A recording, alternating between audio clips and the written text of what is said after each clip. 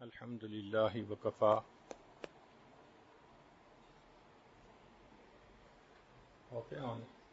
الحمد لله وكفى وسلام على عباده الذين اصطفى أما بعد أعوذ بالله من الشيطان الرجيم بسم الله الرحمن الرحيم شهر رمضان الذي أنزل فيه القرآن سبحان ربك رب العزة عما يصفون وسلام على المرسلين والحمد لله رب العالمين اللهم صل على سيدنا محمد وعلى آل سيدنا محمد وبارك وسلم اللهم صل على سيدنا محمد وعلى آل سيدنا محمد وبارك وسلم اللهم صل على سيدنا محمد وعلى آل سيدنا محمد وبارك وسلم۔ اللہ رب العزت نے اس کائنات کو دو طریقوں سے پیدا فرمایا۔ کچھ چیزوں کو اللہ نے کن سے پیدا کیا کہ ہو جا، فیکون، وہ ہو گئی۔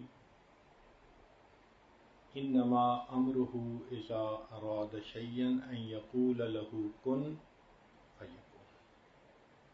اللہ رب العزت کی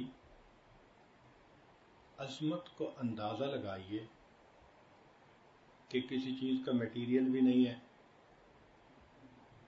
کسی چیز کی پلاننگ بھی نہیں ہے، فقط اللہ نے ارادہ فرمایا تو را مٹیریل بھی بن گیا، اور جو ارادہ تھا اللہ کا اس کے مطابق وہ چیز آنن فانن وجود میں بھی آ گئی۔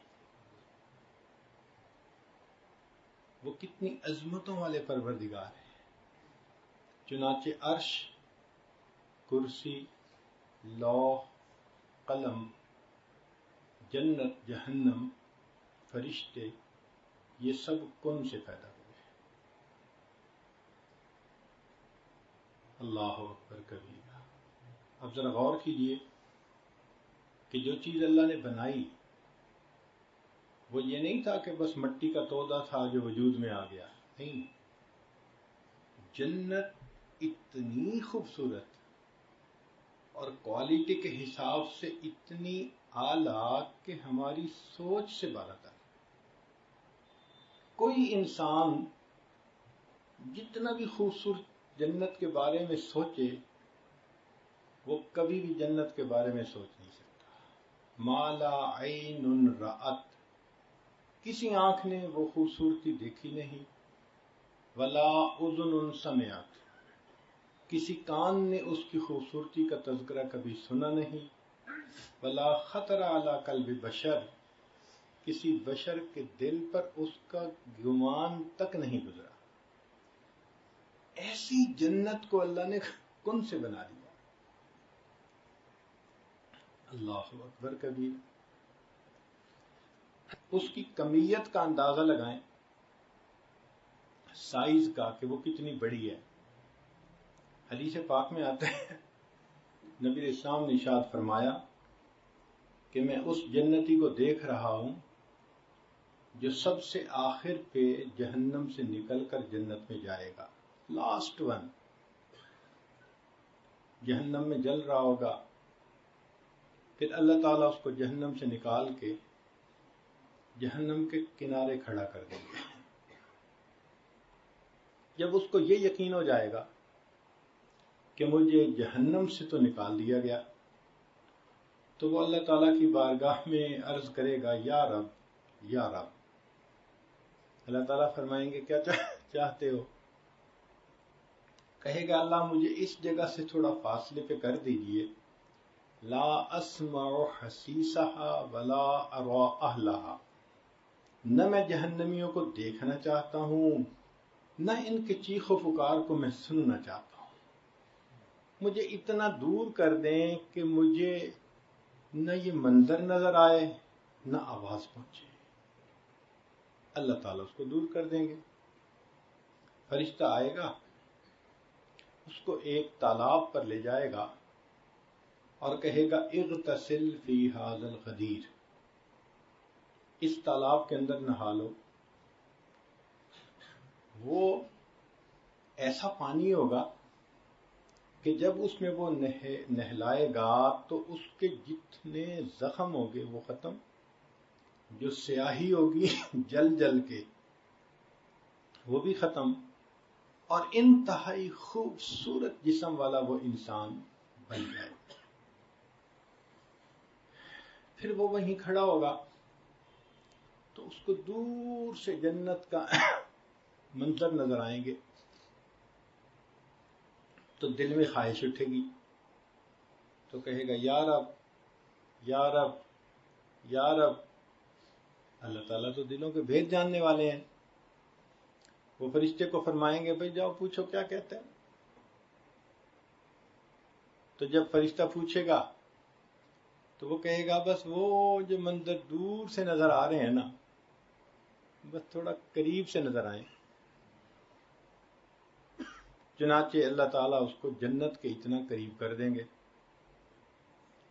اب جب وہ وہاں جائے گا تو اس کو جنت کی ٹھنڈی ہواؤں کے جھونکے آئیں گے، معطر ہوا کے، اب رہا نہیں جائے گا۔ پھر کہنے لگے گا یا رب یا رب یا رب۔ اللہ تعالیٰ فرشتوں کو فرمائیں گے میں جانتا ہوں جو اس کے دل میں ہے، تم ذرا پوچھو جا کے کہتا کیا ہے۔ یا اللہ بس اتنا دور سے ہوں، جنت کا دروازہ دیکھ رہا ہوں، ذرا قریب کر دیجئے۔ تو فرشتہ اس کو جنت کے دروازے کے قریب کر دے گا۔ اب وہاں پر اس کو جنت اور زیادہ واضح نظر آئے گی، معطر ٹھنڈی ہوائیں آئیں گی، تو پھر وہ کہنا شروع کرے گا یا رب یا رب یا رب۔ تو پھر فرشتہ پوچھے گا بھئی اب کیا چاہتے ہو؟ کہے گا بس میں اور کچھ نہیں کہتا، چونکہ 3-4 دفعہ پہلے کہہ چکا ہوگا نا، کہے گا بس میں کچھ نہیں کہتا، بس یا رب یا رب یا رب۔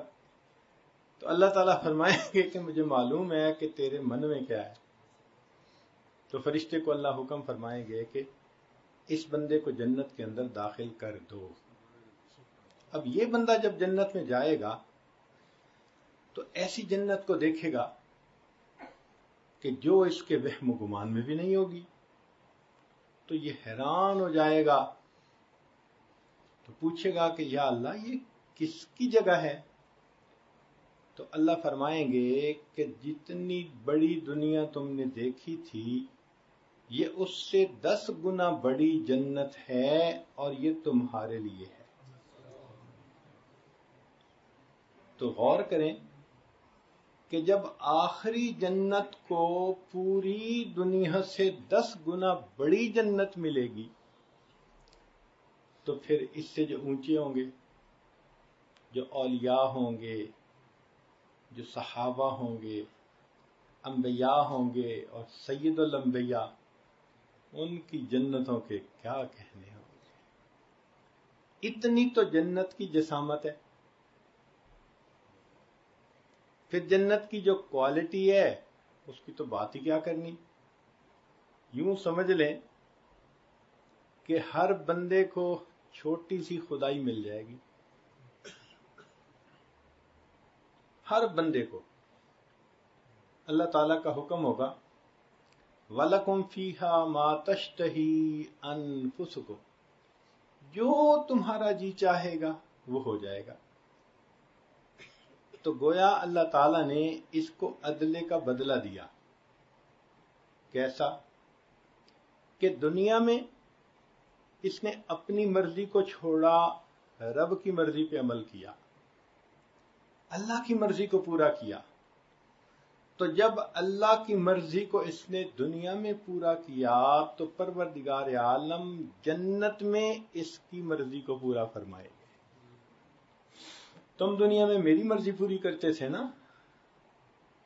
تم گناہوں سے رکتے تھے، تم برائیوں سے رکتے تھے، اور تم میری مرضی پر عمل کرتے تھے.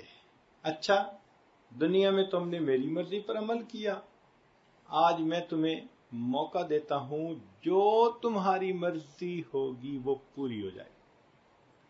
اب بتائیں وہ کیسی جنت ہوگی کہ بندے کے دل میں ایک خواہش پیدا ہوگی اور وہ پوری ہو جائے گی. یعنی عورتیں سوچیں گی اپنے بارے میں کہ میرا حسن ایسا ہو اور ان کو وہ مل جائے گا. آنکھیں ایسی ہوں، ناک ایسا ہو، رخسار ایسے ہوں، چہرہ ایسا ہو، کپڑے ایسے ہوں. سبحان اللہ، جو سوچیں گے وہ اسی وقت ہو جائے گا. تو اس کا مطلب کہ ہر جنتی کو ایک چھوٹی سی خدائی مل جائے گی. جنتی بڑے خوش ہوں گے. اور وہاں کی چیزوں کی کوالٹی ایسی کہ مثال دے کے سمجھایا. بچہ ماں کے پیٹ میں ہوتا ہے تو رحم کے اندر پانی ہوتا ہے جس کے اندر وہ فلوٹ کر رہا ہوتا ہے، لیکوڈ ہوتا ہے.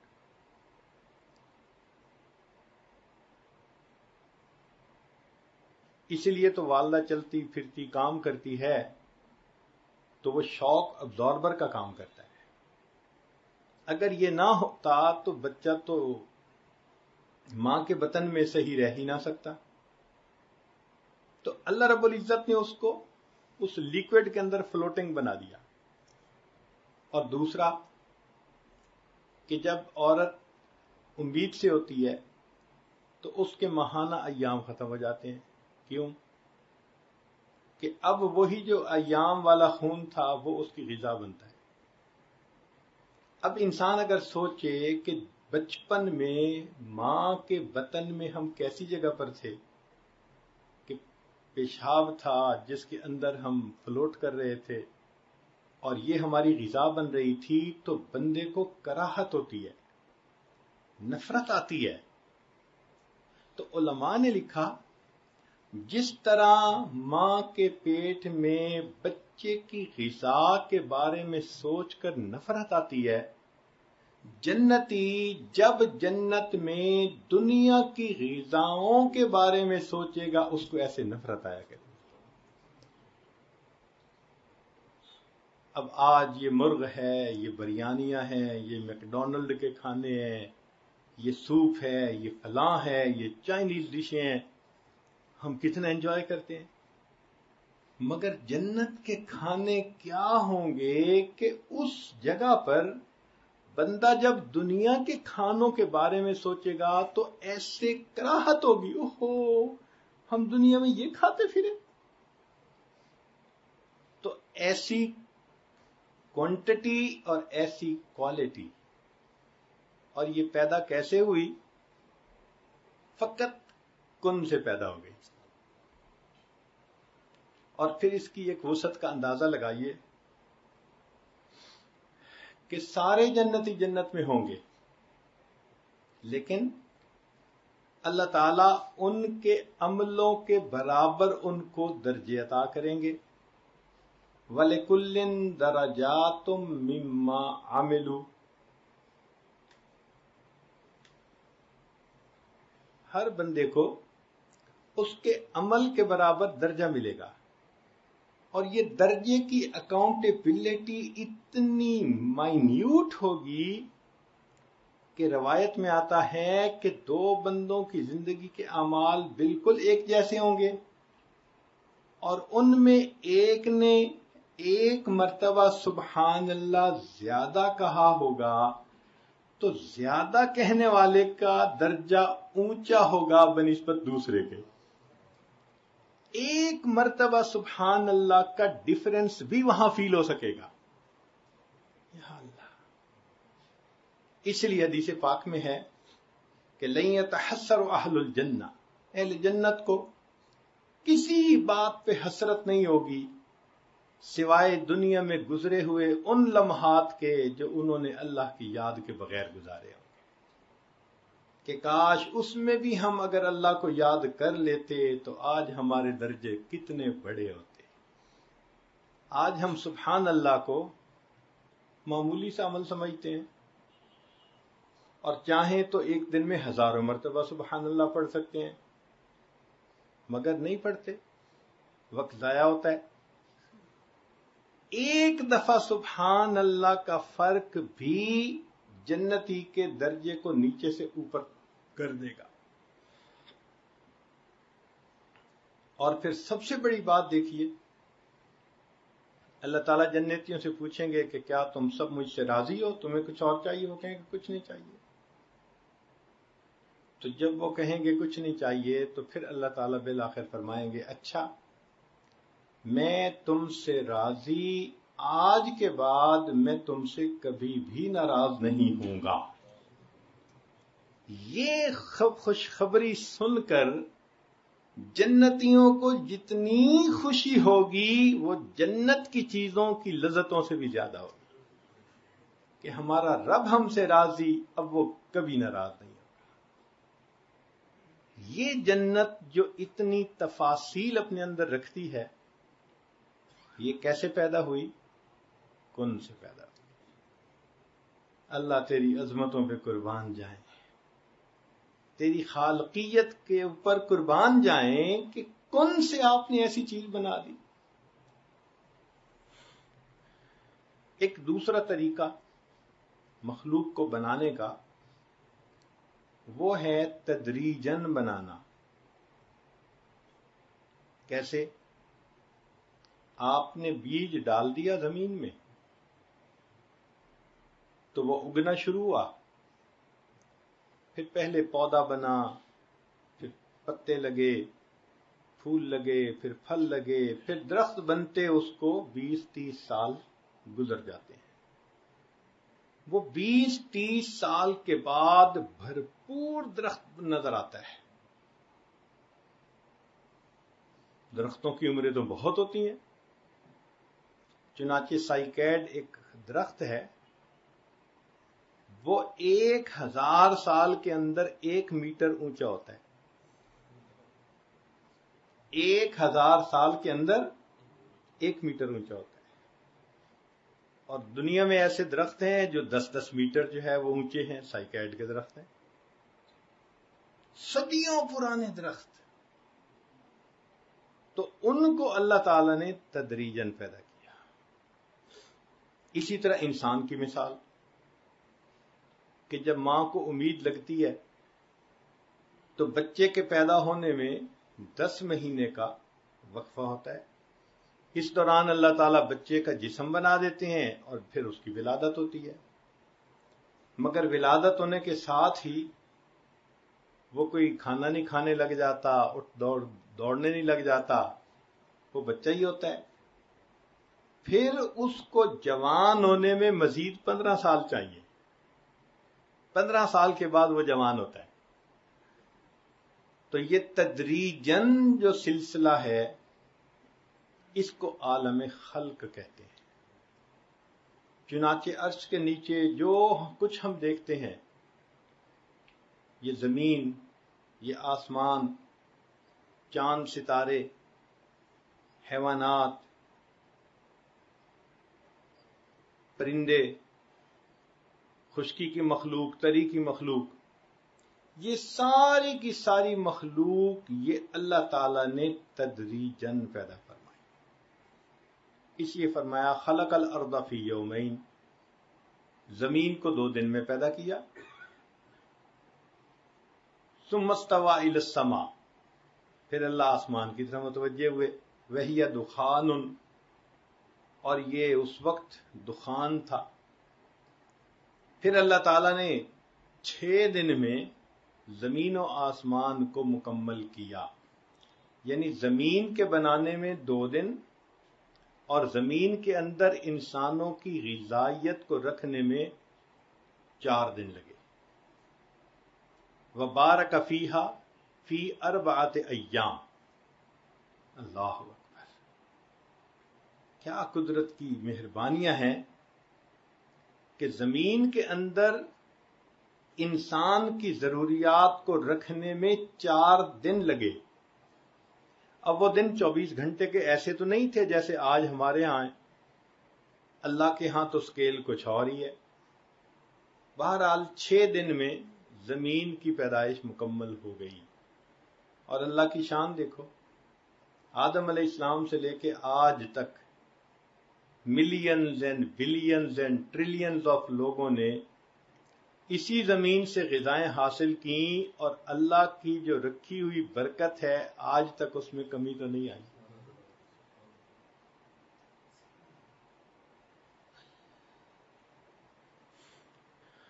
تو ایک عالم امر اور ایک عالم خلق.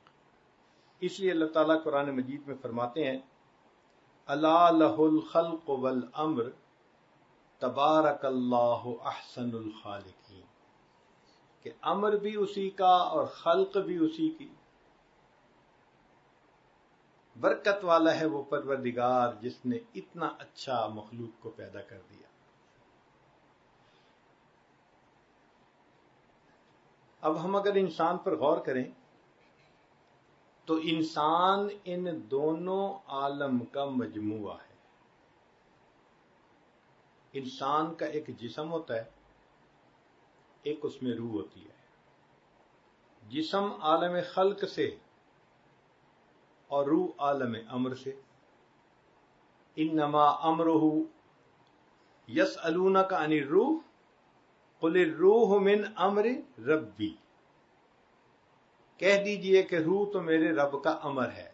تو روح عالم امر سے آئی اور جسم عالم خلق کا. تو دیکھیں انسان مجموعہ بن گیا عالم امر اور عالم خلق کا، دونوں کا. اب اگلی بات کہ جو چیز جہاں سے بنی اس کی غذا بھی وہیں سے. مثلا جسم اس کائنات سے بنا عالم خلق سے، سمجھے مٹی سے بنا، اس کی ساری ضروریات مٹی سے پوری ہوتی. پانی مٹی سے نکلتا ہے، روٹی کی فصل زمین سے، چاول کی فصل زمین سے، لباس کے لیے کاٹن کی فصل زمین سے، گھر بنانے کے لیے جو میٹیریل استعمال ہوتا ہے ماربل سمیت وہ سب کا سب زمین سے. جو انسان پھل کھاتا ہے، سبزیاں کھاتا ہے، سب زمین سے. سونا چاندی، انسان کی ضرورت کی ہر چیز زمین سے نکلتی ہے. یہ بدن کی ضرورت ہے. تو اللہ تعالیٰ نے جہاں سے جسم کو بنایا اس کی ضروریات کو بھی اللہ تعالیٰ نے وہیں رکھ دیا. اور روح کس سے بنا؟ عالم امر سے. تو روح کی غذا وہ بھی عالم امر سے آتی ہے، عرش کے اوپر سے. اور وہ کیا چیز ہے؟ وہ نور ہے. بدن کو کھانے پینے کی ضرورت ہوتی ہے، روح کو اللہ تعالی کی طرف سے آنے والے انوار و برکات کی ضرورت ہوتی ہے. یہ جسم کی غذا، وہ روح کی غذا. آج کے دور کی ایک بڑی غلط فہمی یہ ہے کہ ہم 24 گھنٹے جسم کی غذا کمانے اور کھانے میں مصروف رہتے ہیں، اور روح کی غذا کی طرف سے ہم کوتاہی کرتے ہیں، اگنور کرتے ہیں. آپ اگر گھر کے اندر ایک پودا لگائیں اور پانی دینا بھول جائیں تو کچھ دنوں کے بعد کیا ہوگا؟ مر جائے گا وہ پودا کمزور ہو کے. جس طرح پانی نہ ملنے سے پودا کمزور ہوتے ہوتے بالآخر مر جاتا ہے، روح کو اگر انسان غذا نہ دے تو روح بھی کمزور ہوتے ہوتے بالآخر مردہ ہو جائے. اس لیے انسان دیکھنے میں چل پھر رہا ہوتا ہے مگر دل مردہ ہوتا ہے.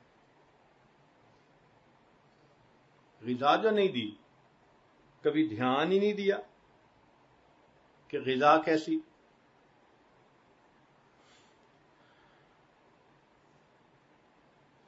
جب انسان کی روح کمزور ہو جاتی ہے تو اس کے اوپر نفسانیت غالب آ جاتی ہے.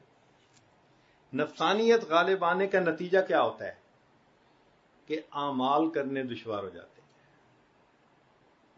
بندے کو بخار ہو جائے اور آپ اس کو کہیں کہ جناب یہ ذرا 20 کلو کا وزن سر پہ اٹھا کے فلاں جگہ پہنچاؤ، کہے گا بھئی مجھ سے تو نہیں پہنچائے جاتے، میں تو اٹھ کے بیٹھ نہیں سکتا۔ جس طرح جسمانی بیمار انسان بوجھ نہیں اٹھا سکتا، کام نہیں کر سکتا، اسی طرح جو روحانی بیمار ہو سکتا ہے وہ نیک اعمال نہیں کر سکتا۔ اور اس کی دلیل قرآن عظیم الشان میں سے اللہ تعالیٰ فرماتے ہیں نماز کے بارے میں وَإِنَّهَا لَكَبِيرَةٌ إِلَّا عَلَى الْخَاشِعِينَ، کہ سوائے خاشعین کہ یہ نماز بھاری ہوتی ہے، بوجھ ہوتا ہے اس کا پڑھنا۔ کتنے لوگ ہیں جو صبح وقت کہتے ہیں جی فجر میں اٹھنا بڑا مشکل، کس قدر تجھ پہ گراں صبح کی بیداری ہے، ہم سے کب پیار ہے ہاں نیند تمہیں پیاری ہے۔ ایسے بندے کے لیے نگاہ کا پرہیز مشکل، سچ بولنا مشکل، نمازیں پڑھنا مشکل، تلاوت کرنا مشکل، ہر اچھا کام کرنا اس کے لیے مشکل ہوتا ہے۔ یہ اس بات کی دلیل کہ یہ انسان روحانی طور پر بیمار ہے، اور ایسے لوگ پھر دین سے بیزار ہوتے ہیں۔ لکھے پڑھے ہوں گے، بڑا مطالعہ ہوگا، مگر دین سے بیزار، دین ان کو پابندیاں نظر آتی ہیں اور دین ان کو سخت نظر آتا ہے اور مشکل نظر آتا ہے۔ کس وجہ سے؟ روح جو بیمار ہے۔ چنانچہ آپ غور کریں کہ آج کے دور میں ہم بیٹے کی شادی کسی لڑکی کے ساتھ کرتے ہیں تو ان کے جسم میچور ہوتے ہیں۔ خاوند کی عمر 22 سال اور بیوی کی عمر 20 سال، تو جسم تو میچور ہو گئے، کیونکہ 20 سال ان کو کھانا ملتا رہا، غذا ملتی رہی، نورشمنٹ ملتی رہی، تو جسم پروان چڑھا، اور ان کی روح، اس کو تو غذا نہیں ملی ہوتی، تو روح کی ڈیولپمنٹ نہیں ہوتی، تو روح کی مثال 3 سال کے بچے کی۔ اس لیے شادی ہوتے ہی آپس میں جھگڑے شروع ہو جاتے ہیں۔ ان جھگڑوں کی بنیاد کیا ہوتی ہے؟ نہ ادھر روح پوری طرح جوان ہے، نہ ادھر روح پوری طرح جوان ہے۔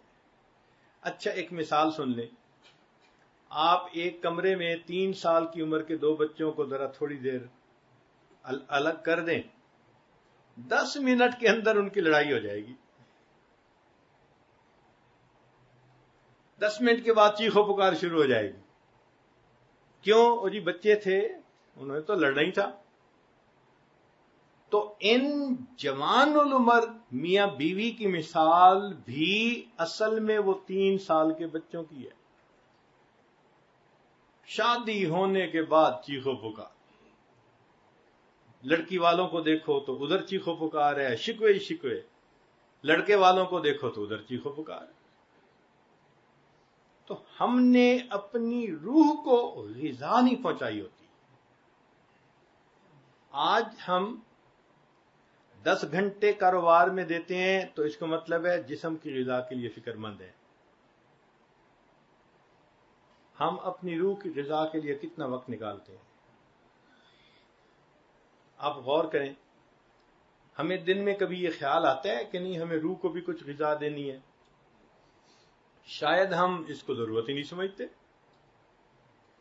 تو جب ضرورت ہی نہیں سمجھتے تو روح پرورش کیسے پائے گی؟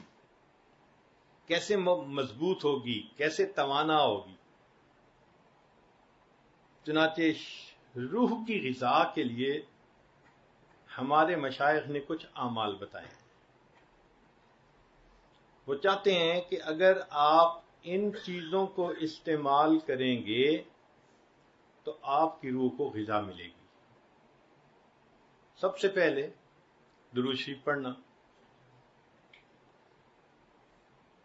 یہ روح کی غذا کیسے؟ وہ ایسے کہ حدیث پاک میں آتا ہے کہ جو شخص ایک مرتبہ نبی علیہ السلام پر درود بھیجتا ہے اللہ تعالی اس بندے پر 10 رحمتیں نازل فرماتے ہیں. تو رحمتوں کا نزول ہوا نا، تو یہ رحمتیں کس کی غذا بنیں گی؟ روح کی غذا بنیں گی. اور ہماری تو کوتاہی یہاں کہ 100 مرتبہ بھی درود شریف روز نہیں پڑھ پاتے. ایک صحابی نے سوال کیا اللہ کے نبی صلی اللہ علیہ وسلم، میں کتنا درود شریف پڑھوں؟ فرمایا جتنا پڑھ سکتے ہو. اللہ کے نبی صلی اللہ علیہ وسلم میں 1/4 پڑھوں گا. زیادہ پڑھو گے تو تمہارا اور فائدہ ہوگا. اچھا اللہ کے نبی صلی اللہ علیہ وسلم میں اپنا آدھا وقت درود شریف پڑھوں گا. نبی اسلام نے فرمایا زیادہ پڑھو گے تو تمہیں زیادہ فائدہ ہوگا. اللہ کے نبی صلی اللہ علیہ وسلم میں 3/4 درود شریف ہی پڑھوں گا ٹائم. فرمایا زیادہ پڑھو گے تو زیادہ فرمایا. حدیث پاک میں ہے کہ اس صحابی نے کہا اے اللہ کے نبی صلی اللہ علیہ وسلم میں پورا وقت ہی درود شریف پڑھتا رہوں گا. نبی اسلام نے فرمایا اچھا اگر تم ایسا کرو گے اللہ تمہارے گناہوں کو معاف کر دیں گے، تمہارے کاموں کو سنوار دیں گے. اگر تم ہر وقت درود شریف پڑھتے رہو تو اللہ تمہارے گناہوں کو مٹا دیں گے اور تمہارے کاموں کو اللہ سنوار دیں گے.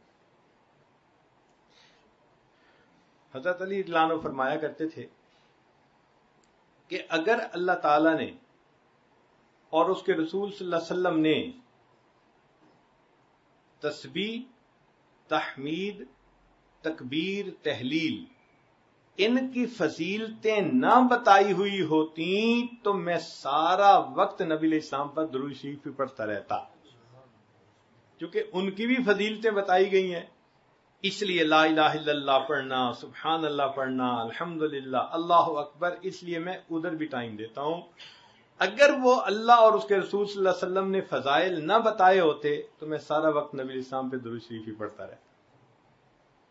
اب یہ درود شریف کا پڑھنا روح کی غذا، اور سند ہے کہ ایک دفعہ پڑھنے پر 10 رحمتوں کا نزول.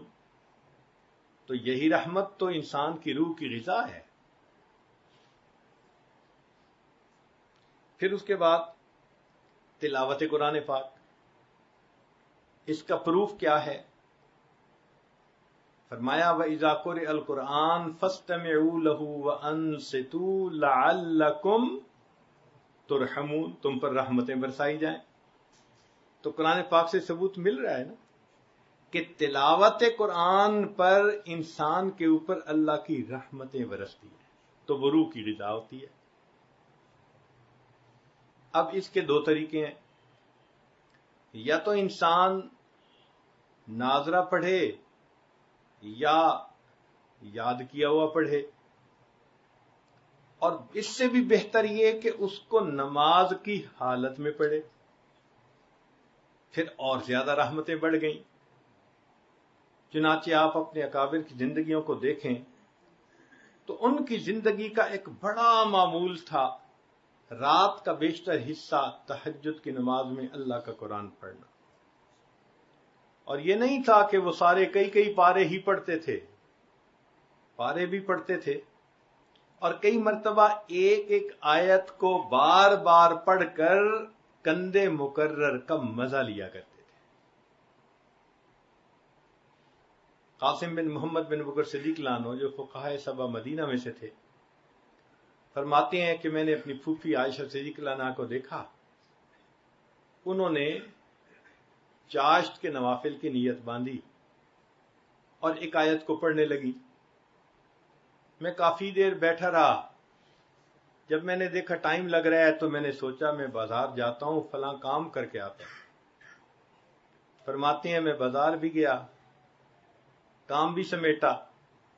جب واپس گھر آیا تو میں نے دیکھا اسی جگہ پر وہ کھڑی اسی آیت کو بار بار پڑھ رہی تھی. اتنی دیر ایک آیت کی تلاوت ہوتی تھی جس پر گھنٹوں گزر جاتے تھے.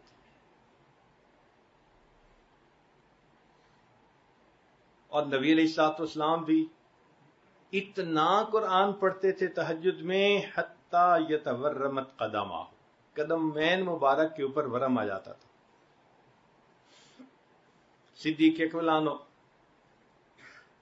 ان کا تو قرآن مجید کے ساتھ عشق معروف ہے، پڑھتے تھے ہر وقت قرآن، آنکھوں میں آنسو ہوتے تھے، خود بھی روتے تھے، دوسروں کو بھی رلاتے تھے۔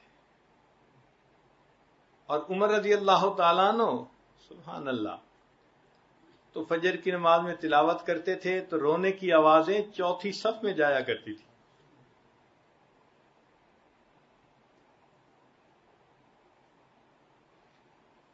سیدنا امام اعظم ابو حنیفہ رحمۃ اللہ علیہ کے بارے میں لکھا ہے کہ 40 سال عشاء کے وضو سے فجر کی نماز کا معمول رہا۔ اب اس کا یہ مطلب نہیں کہ کبھی درمیان میں کچھ تبدیلی نہیں ہوئی، یہ تو عرف میں ایک بات کی جاتی ہے، اور جو بات عرف میں کی جائے اس کو اسی طرح قبول کرتے ہیں۔ اس کی مثال سن لیجئے، ایک بندہ پڑھتا ہے، پھر کالج میں پڑھانے لگ جاتا ہے، حتیٰ کہ پڑھاتے پڑھاتے اس کی وہیں وفات ہو جاتی ہے، تو لوگ بات کرتے ہیں، اور جی اس نے تو ساری زندگی بس پڑھنے پڑھانے میں ہی گزار دی۔ اب اس کا کیا مطلب؟ درمیان میں ایک دن بھی چھٹی نہیں ہوتی تھی۔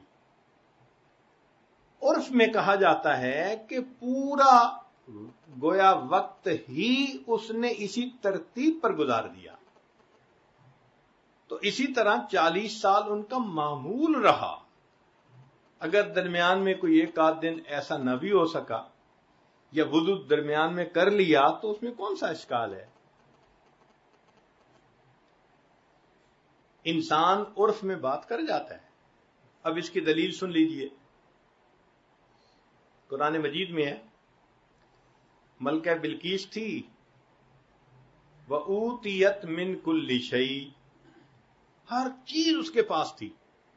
اب کل کے لفظ کو کوئی پکڑ کے بیٹھ جائے، جی اس کے پاس ریفریجریٹر تھا، اس کے پاس مرسیڈیز گاڑی تھی، جی کل کہا ہے قرآن نے، تو کہیں گے عقل کے اندھے، اس زمانے میں جو بادشاہوں کے پاس ہوتا تھا وہ سب کچھ تھا، اب کل کے اندر کیوں تفصیل لے کے بیٹھ گئے ہو کہ یہ تھا یہ تھا یہ تھا؟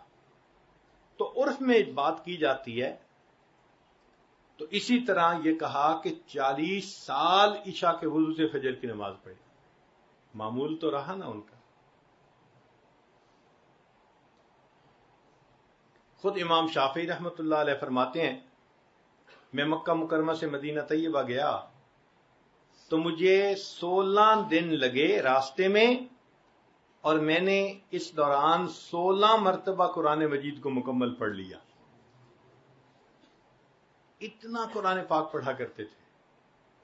اب ذرا ہم اپنی زندگیوں کو دیکھیں، کتنی تلاوت ہے ہماری زندگیوں میں۔ اکثر تو ایسے کہ قرآن پڑھتے ہی نہیں ہیں۔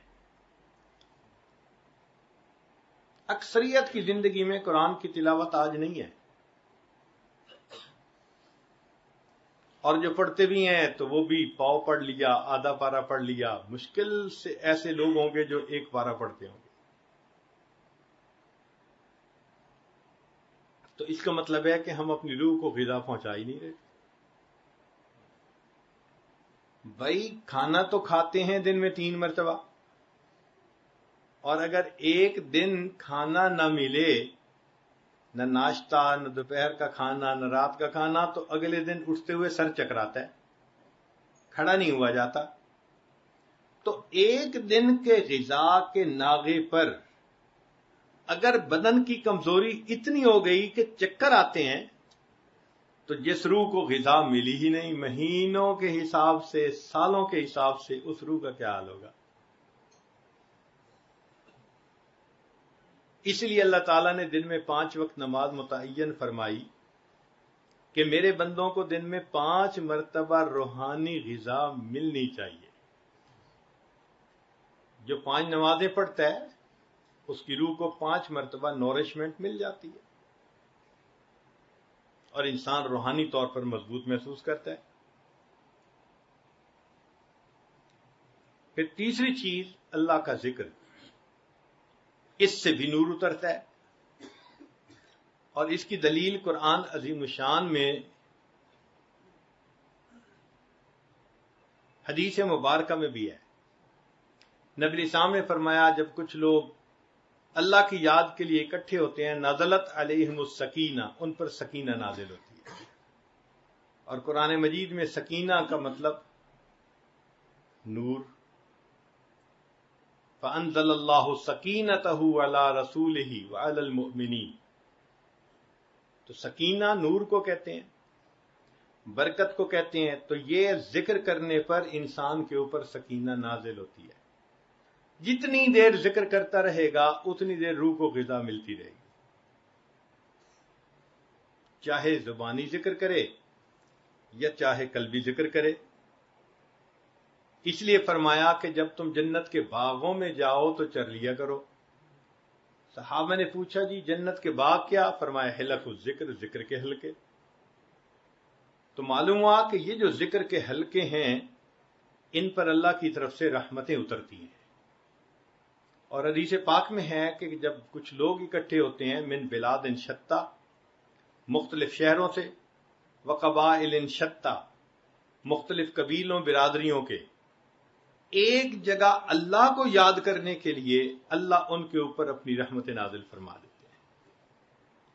تو ذکر سے بھی انسان کی روح کو غذا ملتی ہے. اور ہم کتنا ذکر کرتے ہیں پوچھو ذرا.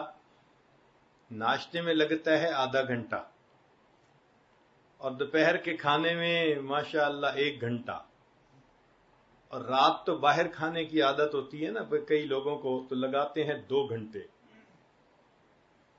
تو جہاں کھانے پہ 3 گھنٹے 24 میں سے لگا دیے، وہاں ذکر کے لیے کوئی کہتا ہے 5 منٹ، کوئی کہتا ہے جی 2 منٹ، کوئی کہتا ہے 10 منٹ.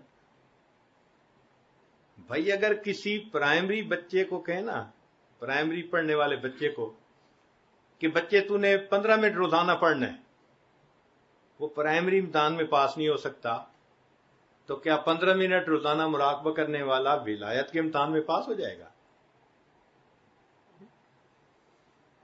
اور نرسری کلاس میں تو 15 منٹ روز پڑھے اور پھر کتاب ہٹا لو اس سے، تو 15 منٹ پڑھ کے تو وہ نرسری میں پاس نہیں ہو سکتا.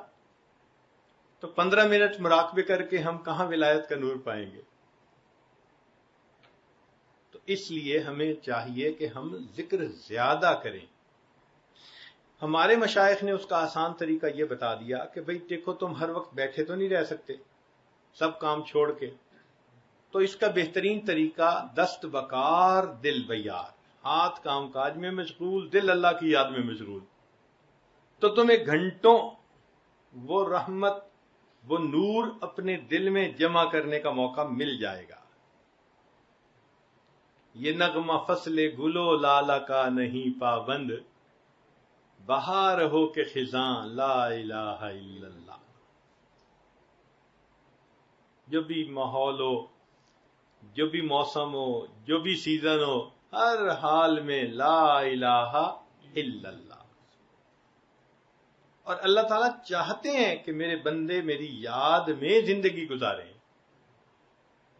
شاعر نے لکھا غضب کیا تیری یاد نے مجھے آ ستایا نماز میں. یعنی کہنا وہ یہ چاہتے ہیں کہ اللہ تعالیٰ میں نے نماز کی نیت باندھی تو میرا دل آپ کی طرف متوجہ ہو گیا. غضب کیا تیری یاد نے مجھے آ ستایا نماز میں، میرے وہ بھی سجدے ادا ہوئے جو قضا ہوئے تھے نماز میں. جو قضا ہوئے تھے وہ سجدے بھی ادا ہو گئے، اس لیے کہ آپ کی محبت سے جو میں نے نماز پڑھی. تو ہمیں بھی چاہیے کہ ہم ذکر کی کثرت کریں، چونکہ ذکر سے ذات کی محبت پیدا ہوتی ہے. جو بندہ اللہ کا ذکر کثرت سے کرتا ہے تو اللہ تعالیٰ کی محبت اس کے دل میں پیدا ہوتی ہے. پھر ایک چیز ہمارے مشائخ فرماتے ہیں، استغفار. یہ استغفار اصل میں انسان کے جسم پر، دل پر جو گناہوں کے اثرات ہیں نا، یہ اس کو دھونے کے لیے. اس کی مثال ایسے جیسے ونڈ سکرین کے اوپر وائپر لگا ہوتا ہے. آپ ٹریول کر رہے ہیں تو موسم کی وجہ سے دھند آ جاتی ونڈ سکرین کے اوپر. تو جب باہر دھند آ جائے تو وائپر چلا دو تو پھر صاف. پھر چند کلومیٹر چلتے ہیں پھر دھند آ جاتی ہے پھر وائپر چلا دیتے ہیں. تو استغفار کی مثال ایسے کہ جیسے یہ روزانہ 100 مرتبہ وائپر چلا کر دل کی ظلمت کو مٹا دیتا ہے.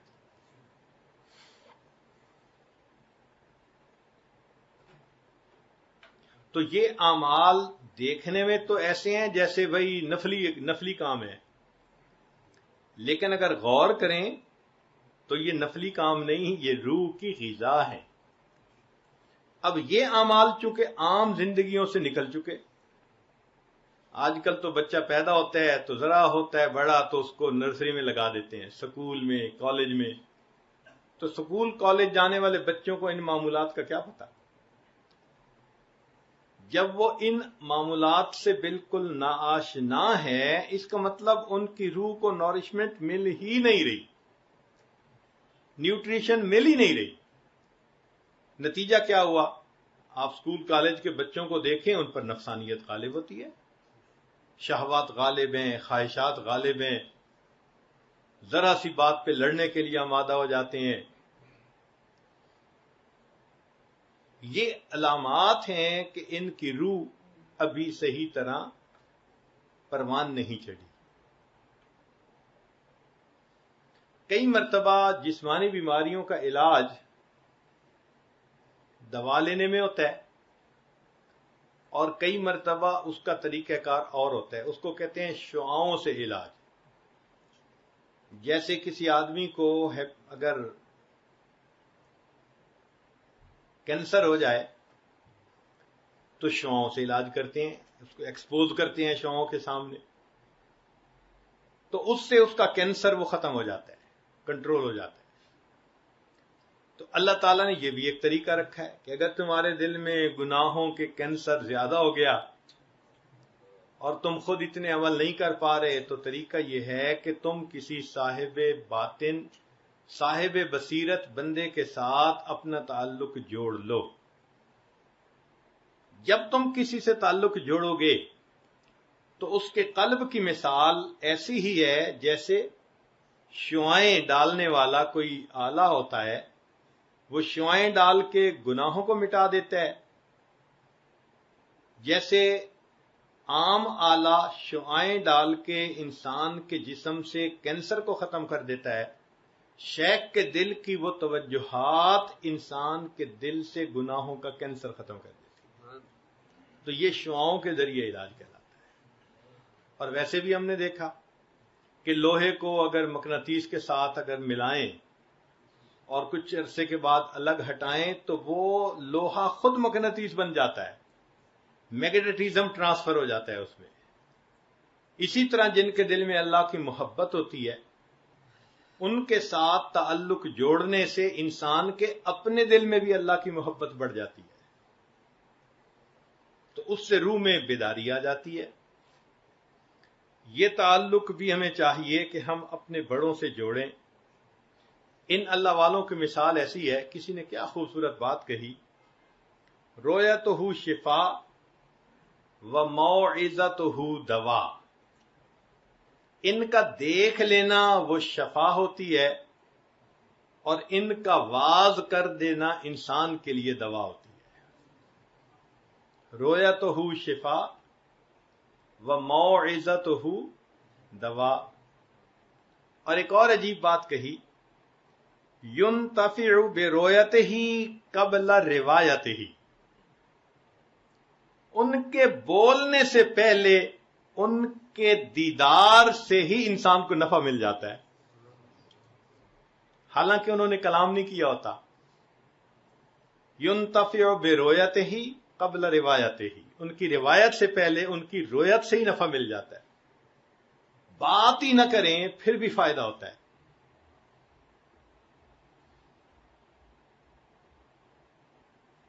اسی لیے مولانا روم رحمۃ اللہ علیہ فرماتے ہیں قال را بگزار مرد حال شو، پیش مرد کامل پامال شو، صد کتاب و صد ورق در نار کن، جان و دل را جانب دلدار کن۔ کسی اللہ والے کے قدموں میں اپنے آپ کو پامال کر دو، دل سنور جائے گا۔ علامہ اقبال نے کیا خوبصورت شعر کہا ہے وہی تیرے زمانے کا امام برحق، ہے وہی تیرے زمانے کا امام برحق، جو تجھے حاضر و موجود سے بیزار کرے۔ یعنی ایسا شیخ کہ جس کی صحبت میں رہ کے جو حاضر موجود ہے اس سے انسان بیزار اور اس کا آخرت کی طرف رجحان ہو جائے۔ حدیث پاک میں فرمایا التجافی عن دار الغرور، دھوکے والے گھر سے انسان کا دل کٹ جائے، والانابۃ الی دار الخلود، ہمیشہ رہنے والے گھر کی طرف اس کا رجحان لگ جائے تو یہ مومن کی پہچان ہے۔ وہی تیرے زمانے کا امام برحق، جو تجھے حاضر و موجود سے بیزار کرے، موت کے آئینے میں تجھ کو دکھا کر رخ دوست، زندگی تیرے لیے اور بھی دشوار کرے۔ وہ تجھے موت کے آئینے میں دکھائے کہ دیکھو، دیکھنے میں یہ موت ہے، حقیقت میں یہ تمہارے یار کا وصل ہے۔ موت کے آئینے میں تجھ کو دکھا کر رخ دوست، زندگی تیرے لیے اور بھی دشوار کرے۔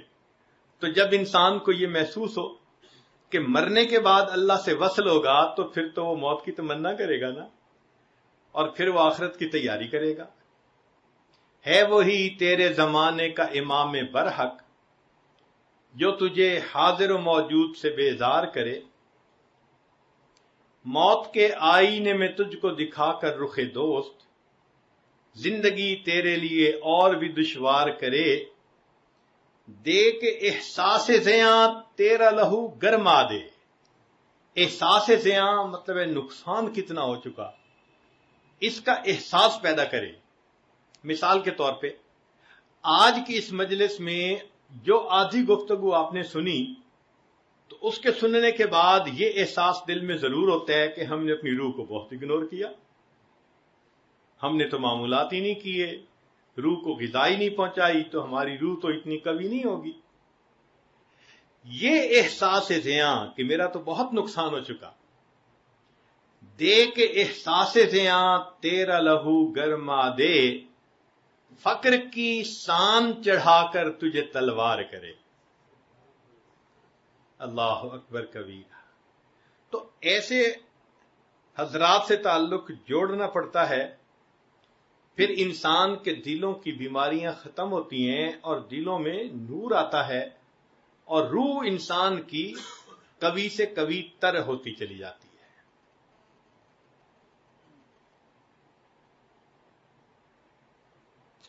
چھٹی بات جس سے کہ انسان کو روح کو غذا ملتی ہے وہ ہے روزے رکھنا۔ اب رمضان کا مہینہ قریب آ گیا۔ بھوکا رہنا اصل میں ملکوتی عمل ہے، ملائکہ کا عمل ہے۔ ملائکہ کھاتے پیتے نہیں ہیں، تو جب انسان بھوکا پیاسا رہتا ہے تو وہ ملکوتی عمل کرتا ہے، فرشتوں والا عمل کرتا ہے۔ تو یہ ملکوتی عمل اس کے دل کے منور ہونے کے لیے بہت کافی ہوتا ہے۔ چنانچہ رمضان المبارک رحمتوں کا مہینہ، رحمتوں کا خزینہ، ہر روزے پر انسان کی روح کو انوارات ملتے ہیں۔ اس لیے رمضان شروع ہوتے وقت اپنی حالت کو دیکھیں اور رمضان ختم ہونے کے بعد حالت کو دیکھیں، آپ کو خود اپنی روحانیت میں ایک بلندی نظر آئے گی۔ اس کی مثال یوں سمجھیں کہ جیسے فیکٹریز چلتی ہیں اور 24 گھنٹے چل رہی ہوتی ہیں، تو ان کے ہاں ہر سال ایک مینٹیننس کا مہینہ ہوتا ہے. فرٹیلائزر فیکٹری جی مینٹیننس کا مہینہ فلاں ہے، اس مہینے میں پورے پلانٹ کو بند کر دیتے ہیں اور پھر ہر موٹر کو کھول کے اس کے بیرنگ بدلتے ہیں، پمپ کو کھول کے اس میں ویئر ٹیئر ہوتی ہے تو حالات اس کے پرزے بدل دیتے ہیں، اس کو ٹھیک کر دیتے ہیں، گریس کر دیتے ہیں، حتیٰ کہ جب اچھی طرح مینٹیننس ہوتی ہے تو وہی مشین پھر دوبارہ 1 سال پھر چلنے کے لیے تیار ہو جاتی ہے. تو اللہ رب العزت نے انسان کی باطنی مینٹیننس کے لیے رمضان کا مہینہ بنا دیا. میرے بندو، تم پچھلے 11 مہینے جو گناہ کرتے رہے، تمہاری آنکھوں پہ اس کا اثر، زبان پہ اثر، دل پہ اثر، لہذا آؤ ذرا اس میں روزے رکھو اور دعائیں مانگو اور میرا قرآن سنو. سحری کرو گے، افطاری کرو گے، ہم سے مانگو گے تو ہم تمہارے جسم کے ان تمام زنگ کو ختم کر دیں گے اور ہم روحانی طور پر تمہیں ایک نئی زندگی پھر عطا کر دیں گے. چنانچہ رمضان مبارک کا مہینہ انسان کی روحانیت کی بلندی کے لیے بہت اہم ہے. آپ حیران ہوں گے، حدیث پاک میں ہے کہ نبی علیہ السلام اس مہینے کا انتظار فرماتے تھے. بھئی انتظار تو اسی چیز کا کرتے ہیں نا جو بہت قیمتی ہوتی ہے. دعا مانگتے تھے، اللہم بارک لنا فی رجب و شعبان و بلغنا رمضان. اللہ رجب اور شعبان میں برکت عطا فرما اور بخیریت رمضان تک پہنچا. جس مہینے کے آنے کی دعائیں مانگتے تھے اللہ کے حبیب صلی اللہ علیہ وسلم، وہ مہینہ کتنا بابرکت مہینہ ہوگا. سیدہ صدیقہ لانا فرماتی ہیں جب رمضان آتا تھا تو نبی علیہ السلام کے اندر میں 3 تبدیلیاں محسوس کرتی تھی. پہلی تبدیلی کہ اللہ کے حبیب صلی اللہ علیہ وسلم دعا میں بہت خشوع فرماتے تھے، بہت رو رو کے دعائیں مانگتے تھے اور عبادت میں اپنے آپ کو تھکا دیتے تھے اور اللہ کے راستے میں دونوں ہاتھ سے خرچ کر دیا کرتے تھے. اب عبادت زیادہ کرنا یا دعا لمبی مانگنا تو یہ تو روح کی غذا ہے. تو گویا رمضان المبارک میں اللہ کے پیارے حبیب صلی اللہ علیہ وسلم روح کی غذا زیادہ پہنچانے کے لیے خوب کوشش کیا کرتے تھے.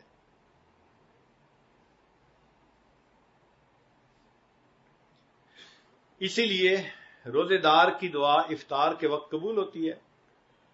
تو ہم روز افطار کے وقت دعا مانگیں کہ اللہ ہم باطنی طور پر کمزور ہیں، ہماری کمزوری کو قوت میں تبدیل فرما دے، ہماری روحانی بیماریوں کو ختم کر دے، بد نظری سے بچا لے، جھوٹ سے بچا لے، غیبت سے، حسد سے، کبر سے، عجب سے، جو بیماریاں ہیں ان سے بچنے کی دعا مانگیں. اور اسی لیے جبریل علیہ السلام نے یہ دعا مانگی، برباد ہو جائے وہ شخص جس نے رمضان کا مہینہ پایا اور اس نے اپنی مغفرت نہ کروائی. اور اللہ کے حبیب صلی اللہ علیہ وسلم نے اس دعا کے اوپر آمین کی مہر لگا دی. ماں بچے کو کبھی بد دعا نہیں دیتی، تو جو اللہ کے حبیب صلی اللہ علیہ وسلم ماں سے بھی زیادہ اپنے امتی سے محبت کرنے والے ہوں، وہ کیسے بد دعا دے سکتے ہیں؟ معلوم ہوا کہ نقصان اتنا بڑا ہے کہ اللہ کے حبیب صلی اللہ علیہ وسلم نے بھی تصدیق کر دی، واقعی رمضان کا مہینہ آئے اور مغفرت نہ کروائے تو وہ بدبختی ہے. تو آپ صلی اللہ علیہ وسلم نے اس بد دعا کے اوپر آمین فرما دی. اور پھر اس میں اللہ تعالیٰ نے رحمت کر دی کہ آخری 10 دن اعتکاف بھی بنا دیے. یہ اللہ تعالیٰ کی طرف سے رحمت ہو گئی. حدیث پاک میں آتا ہے کہ جو رمضان کا اعتکاف کرے 2 کامل حج اور 2 کامل عمرے کرنے کا ثواب لکھا جاتا ہے. اور یہ ایسا ہی ہے جیسے کوئی بندہ آ کے محبوب کی چوکھٹ پکڑ کے بیٹھ جائے، اگر تو در نہ کھولے گا تو میں بھی در نہ چھوڑوں گا. اگر تو در نہ کھولے گا تو میں بھی در نہ چھوڑوں گا. اس طرح 10 دن کہ میں منا کے اٹھوں گا اللہ کو. اجازت ہو تو آ کر میں بھی شامل ان میں ہو جاؤں. اجازت ہو تو آ کر میں بھی شامل